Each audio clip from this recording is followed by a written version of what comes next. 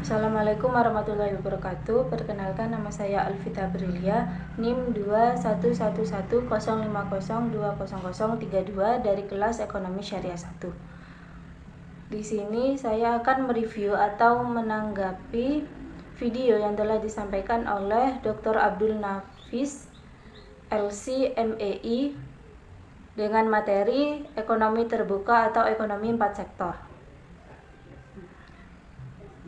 Pengertian ekonomi terbuka 4 sektor.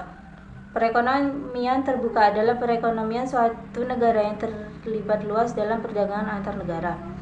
Ekonomi tertutup di mana negara itu perekonomiannya terdiri dari produsen, konsumen, dan negara.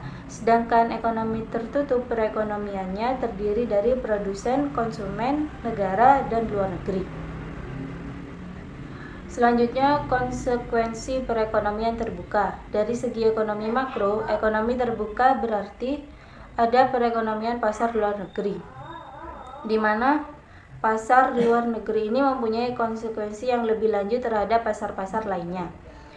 Ada konsekuensi penting yang menyangkut penyesuaian pengertian 3 konsep, yaitu yang pertama permintaan agregat di pasar barang, yang kedua jumlah uang yang beredar dari pasar barang, dan yang ketiga harga barang atau jasa.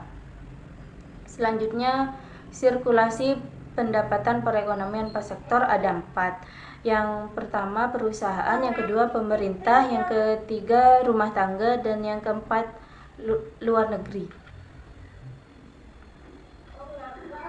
Selanjutnya, perekonomian terbuka impor. Pengertian perekonomian terbuka impor merupakan pembelian dan pemasukan barang dari luar negeri untuk keperluan atau dipasarkan di luar negeri.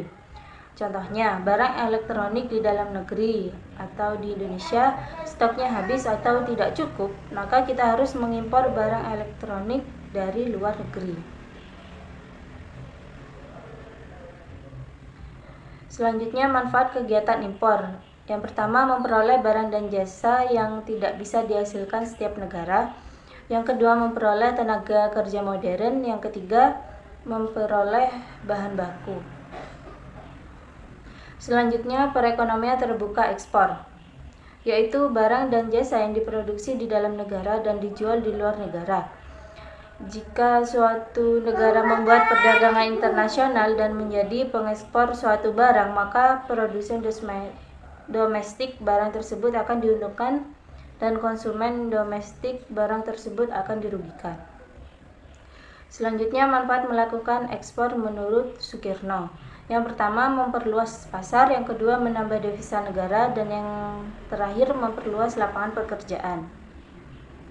Selanjutnya, faktor penentu ekspor dan impor. Faktor penentu ekspor. Yang pertama, permintaan akan barang. Jika permintaan akan suatu barang di dalam negeri tinggi, maka ekspor meningkat. Itu pun sebaliknya. Yang kedua, mutu atau kualitas dari suatu barang. Yang ketiga, barang spesial, dan yang keempat, teknologi. Selanjutnya, faktor penentu impor. Faktor yang menentukan impor tidak berbeda dengan faktor ekspor dalam siklus perekonomian terbuka. Selanjutnya, keseimbangan perekonomian terbuka. Yang pertama, syarat keseimbangan perekonomian terbuka. Ada penawaran dan pengeluaran agregat dalam perekonomian. Dalam perekonomian terbuka, barang dan jasa yang diperjualbelikan di dalam negeri terdiri dari 2 golongan barang, yaitu yang pertama, yang diproduksi di dalam negeri dan meliputi pendapatan nasional, dan yang kedua yang diimpor di luar negeri. Dan materi yang terakhir, perekonomian terbuka pada sistem ekonomi Islam. Menurut Manan, prinsip dasar yang telah ditetapkan Islam mengenai perdagangan dan niaga adalah tolak ukur dan kejujuran, kepercayaan, dan ketulusan. Sejarah telah membuktikan bahwa Islam telah menganjurkan perdagangan internasional. Mungkin sekian materi yang dapat saya jelaskan, kurang lebihnya mohon maaf. Wassalamualaikum warahmatullahi wabarakatuh.